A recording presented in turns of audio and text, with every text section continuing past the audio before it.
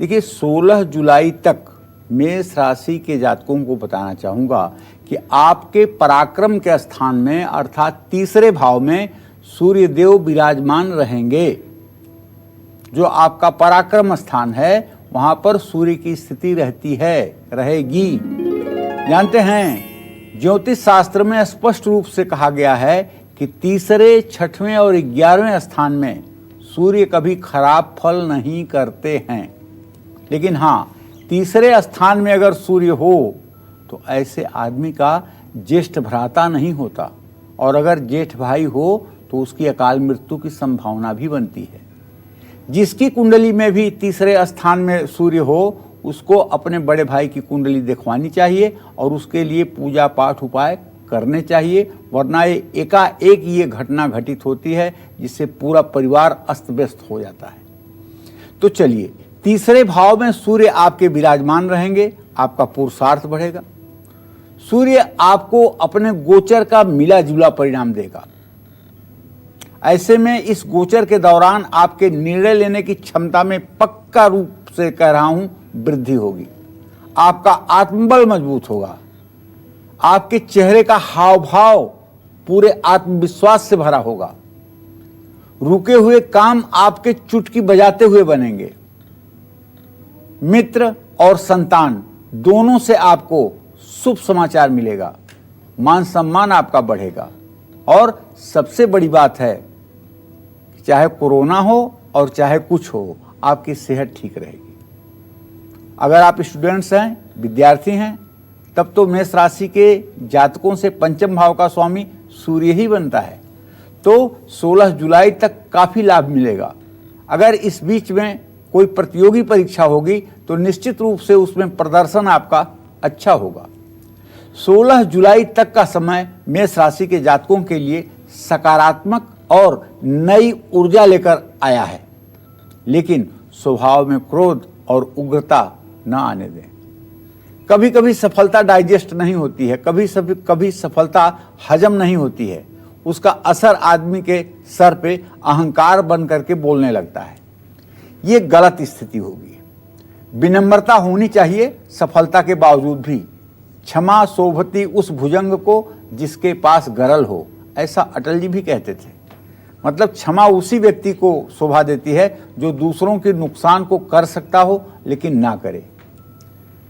तो मैं आपको बताना चाहूँगा कि यदि आपकी मेष राशि है तो आप 16 जुलाई तक हर रोज सूर्य को प्रातः काल सूर्योदय के समय स्नान करके जल अर्पित करें, और दोपहर के बाद अपने पितरों के लिए कुछ अगर आप कर सकते हैं, दान पुण्य ऐसा कार्य, तो आपको जरूर करना चाहिए।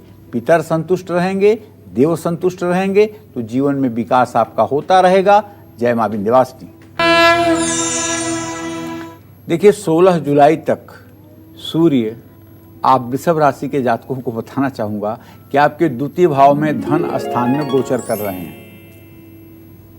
16 जुलाई तक आप किसी प्रकार का कोई भी इन्वेस्टमेंट, कोई भी निवेश कर सकते हैं, लेकिन कारोबार में लाभ की जगह नुकसान होने की संभावना ज़्यादा बनी हुई है। और इसका कारण आप नहीं होंगे, आपकी लापरवाही नहीं होगी, बल्कि इसका कारण देश, काल और परिस्थिति होगी। सतर्क रहने की जरूरत जरूर है। 16 जुलाई तक सूर्य के प्रभाव में वृषभ राशि के जातकों को अपनों की नाराजगी भी झेलनी पड़ सकती है, क्योंकि द्वितीय भाव कुटुंब भाव होता है ना, और सूर्य के द्वितीय भाव में रहने का मतलब होगा राहु के साथ कि परिवार में तो कुछ खटपट की स्थिति बनेगी। सेहत का ध्यान रखिएगा।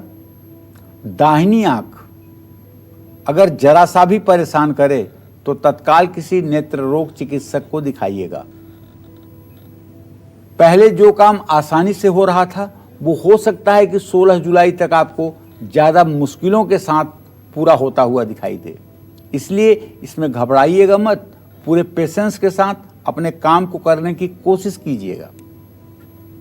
सूर्य के प्रभाव में वृषभ राशि के जातकों का मान सम्मान भी थोड़ा सा प्रभावित हो सकता है, ये मान सम्मान इसलिए भी प्रभावित हो सकता है कि सूर्य राहु के साथ है, ये ग्रहण योग लगता है। ऐसे में रिश्तेदारों से, दोस्तों से विवाद की स्थिति उत्पन्न हो जाती है। और मैं तो ये कहना चाहूँगा कि आप अपने पारिवारिक स्ट्रक्चर पर, अपने पारिवारिक ढांचे पर विशेष रूप से ध्यान दें। कहीं प्रेम और सामंजस्य का वातावरण कटुता में न परिवर्तित हो जाए। इसलिए इस समय परिवार को ठीक ढंग से समय देने की और समझने की आवश्यकता है। 16 जुलाई तक वृषभ राशि के जातकों को बहुत सावधान रहने की जरूरत है।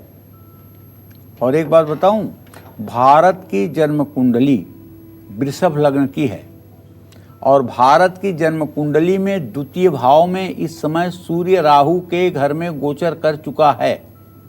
ऐसे में देश के लिए भी ये बड़ा अच्छा संकेत नहीं है और ग्रहण तक ये अच्छे संकेत नहीं कर रहा है। यहाँ तक कुछ न कुछ अशुभ, कुछ न कुछ परेशानियाँ, कुछ न कुछ अनावश्यक अड़चनें दिखाई देंगी। तो भाई, इन अशुभ प्रभावों को दूर करने के लिए छोटी कन्याओं की पूजा करनी चाहिए, जरूरतमंद लोगों को गेहूं का दान करना चाहिए और अपने पिता की आज्ञा का पालन जरूर करना चाहिए। जय मां विंध्यवासिनी।